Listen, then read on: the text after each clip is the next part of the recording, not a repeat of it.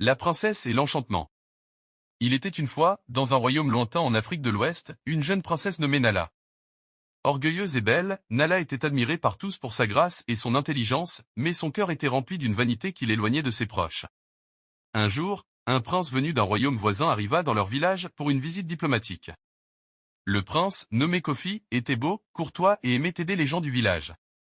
Malgré son orgueil, Nala tomba éperdument amoureuse de lui au premier regard. Mais Kofi, avec son cœur pur et sa foi chrétienne, ne semblait pas remarquer la princesse orgueilleuse.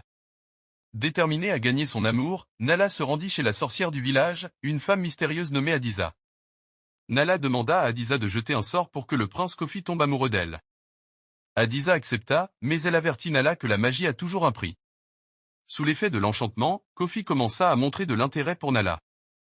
La princesse était aux anges, croyant que tout s'arrangeait comme elle le souhaitait. Cependant, elle ne savait pas que Kofi, en tant que chrétien, avait une foi profonde et des valeurs qui allaient au-delà des apparences.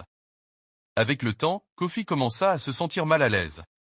Il ressentait un conflit intérieur, incapable de comprendre pourquoi il était attiré par Nala malgré ses actions orgueilleuses. Une nuit, il pria avec ferveur pour que la vérité soit révélée.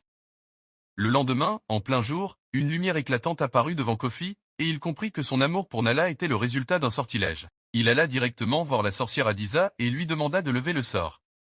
Adisa, avec tout l'argent que Nala l'a donné, Adisa comprit que l'argent ne servait à rien. Adisa leva le sort. Libérée du sortilège, Kofi confronta Nala. Profondément honteuse de ses actions, Nala réalisa que l'amour ne pouvait être forcé et que son orgueil l'avait conduit à agir de manière égoïste.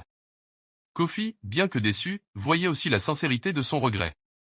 Il lui parla de la force de la foi, de l'amour vrai et de l'humilité.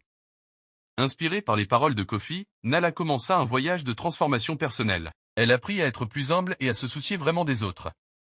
Au fil du temps, elle et Kofi devinrent de vrais amis, et de cette amitié naquit un amour sincère et réciproque, basé sur le respect et la compréhension. Et ainsi, la princesse Nala devint non seulement belle à l'extérieur mais aussi à l'intérieur, et son royaume prospéra sous son règne juste et bienveillant. L'amour ne sert à rien, c'est Dieu qui est amour.